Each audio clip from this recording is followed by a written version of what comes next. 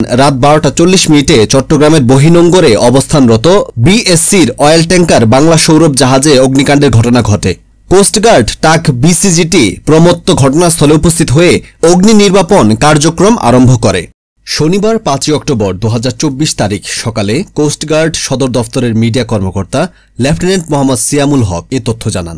আজকে আনুমানিক রাত 12:40 দিকে এমটি বাংলা সৌরভ জাহাজ থেকে একটা মেডে কল জাহাজটির পাশে যায় এবং আমাদের এখান থেকে অগ্নি নির্বাপনের জন্য স্পেশাল যে জাহাজ আছে ৪০ জন। আমাদের জাহাজটি যখন এখান থেকে ডিপ্লয় হয়েছে, আমাদের বিসিজিটি প্রমত্ত যাওয়ার পরে পরবর্তীতে ওখানে কোস্টগার্ডের পাশাপাশি বাংলাদেশ নৌবাহিনীর টাগবোট এবং পোর্টের টাগবোটও মেইন ট্যাঙ্ক সেখানে আগুন লাগেনি।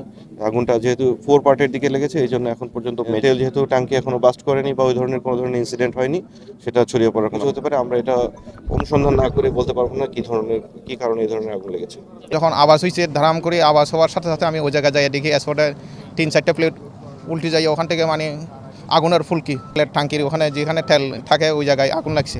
কোস্টগার্ডের একটা বুট যাই আমাদের তাৎক্ষণিকভাবে কোস্টগার্ড জাহাজ বিসিজিএস শ্যামল বাংলার 4টি উদ্ধারকারী দল এবং কোস্টগার্ডের 3টি মেটাল শার্ক ঘটনাস্থলে গিয়ে উক্ত জাহাজের সর্বমোট 48 জন ক্রুকে উদ্ধার করতে সক্ষম হন।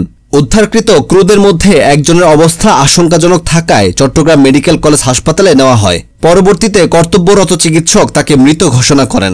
আনুমানিক রাত 2:35 কোস্টগার্ড টাক বিসিজিটি প্রদত্ত বাংলাদেশ সেনাবাহিনীর টাক এবং চট্টগ্রাম বন্দরের টাক এর 2 ঘণ্টা সম্মিলিত প্রচেষ্টায় আগুন নিয়ন্ত্রণে আনা সম্ভব হয়। তিনি আরো বলেন, অগ্নি নির্বাপনী ও উদ্ধার তৎপরতার কোস্টগার্ড সর্বদা তৎপর রয়েছে। কোস্টগার্ডের এ ধরনের কার্যক্রম ভবিষ্যতেও অব্যাহত থাকবে।